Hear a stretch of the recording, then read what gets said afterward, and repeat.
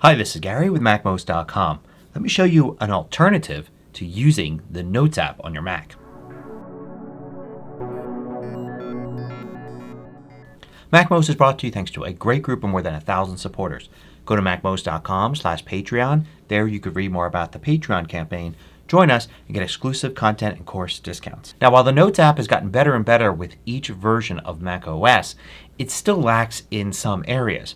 For instance, it's easy to accidentally delete something from a note or a whole note itself and not have any way to recover it. There's no versioning. You can't go back to an earlier version and you can't recover a deleted note.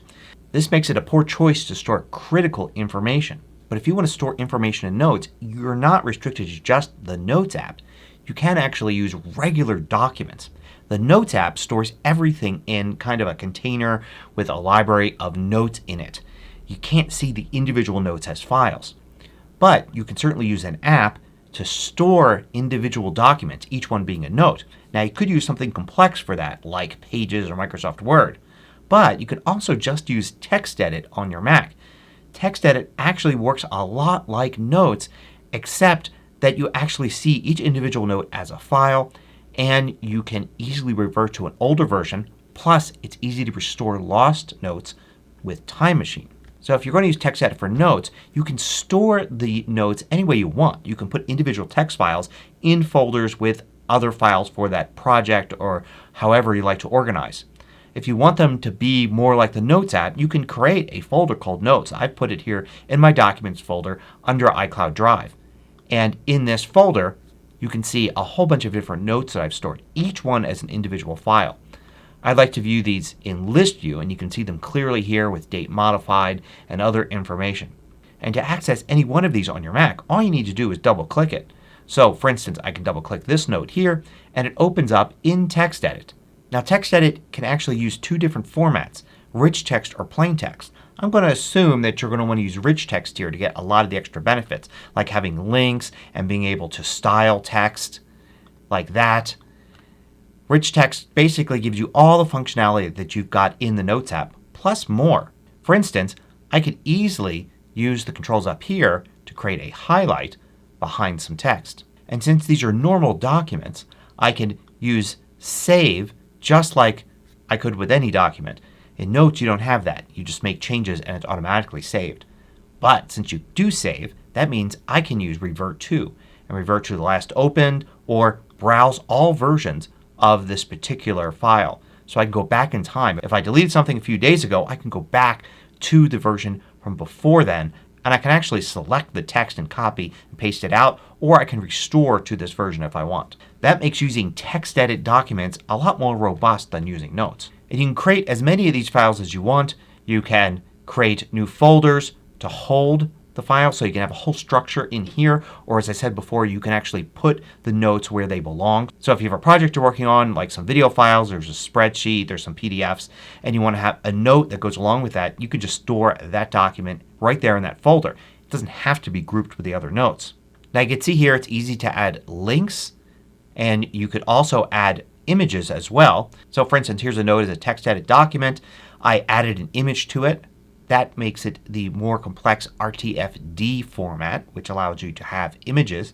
And I've got this image in here. It's just a screenshot. It was easy to include. Note you can still use markup here. So I can actually mark up this image here. You can actually see this is a cropped image that's in there. So there's more to it than just that. But I could draw on it or add a circle to something.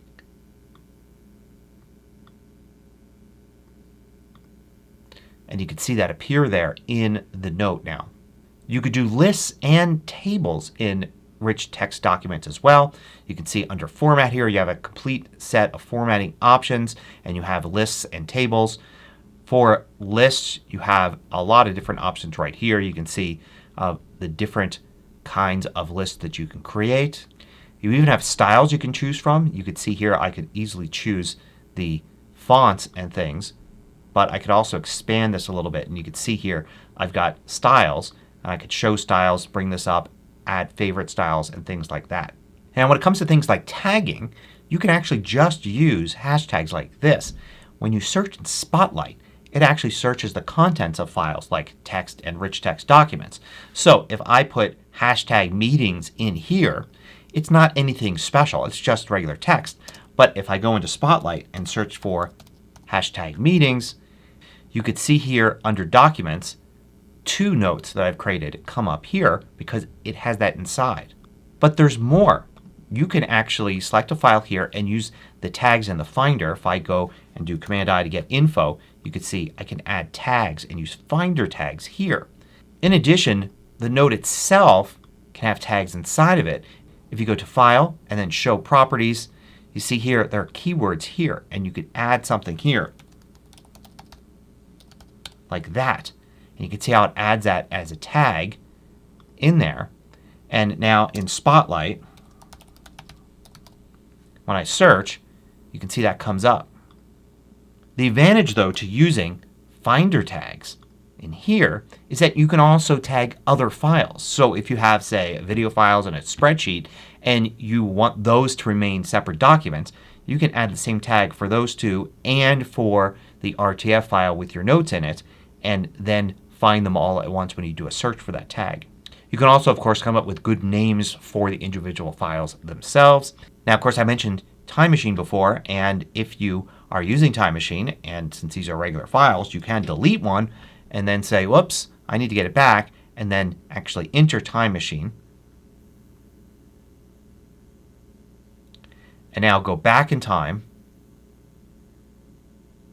get that file, and restore it.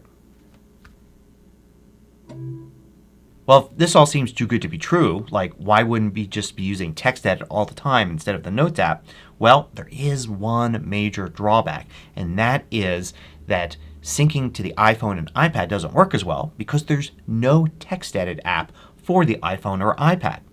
You can go into the Files app and into iCloud Drive and see that Notes folder or any notes you have stored there. You can actually view them right there in the Files app very easily. So you have access to the information. But editing them is much tougher. There's no official TextEdit app, and most third-party apps fall short. A lot of them claim to edit TextEdit files, but they only really edit plain text files, not the rich text ones where you can include links and such. And even the ones that do edit rich text files don't actually edit the RTFD documents, the ones that can include images. So you are really limited as to what you can put into a note, or you just can't open it up in an app on the iPhone. Now, you can use the Pages app to open up any TextEdit document, including ones with images, and you can actually edit it in Pages. But when you save it, it saves out as a new Pages document. It doesn't replace the TextEdit document.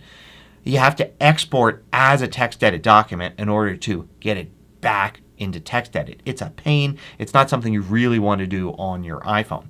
So for now, this solution is mainly for people that use their notes almost completely on their Mac and maybe only occasionally need to refer to them but not edit them on the iPhone or iPad.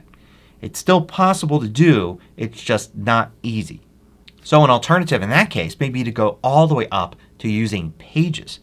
Pages, of course, can do all of these things and much more. And you can work with them just as easily on the iPhone and iPad as you can on the Mac. Pages documents are going to be a little bit bigger, and Pages takes maybe a few more seconds to launch, so it's maybe not as convenient. But it is an option you should explore. So what do I use? Well, I do use the Notes app for some things. But I also use TextEdit for others. It's okay to combine them. For instance, for every single video I create, and you know I create 5 a week, well, there's a little notes file. Can you imagine if I store that in Notes, how many thousands of notes I'd have at this point for individual episodes? I store those as TextEdit files and I put them with the other documents for that episode, like the ScreenFlow files, exported video, the thumbnails, all of that. So you don't have to choose just one solution. You can use Notes for some things where it makes sense for you, and you can use TextEdit or Pages documents where it makes sense to use those. Hope this gives you something to think about. Thanks for watching. If you liked this video, click the thumbs up button below to let me know. I publish new tutorials each weekday. Hit the subscribe button so you don't miss out.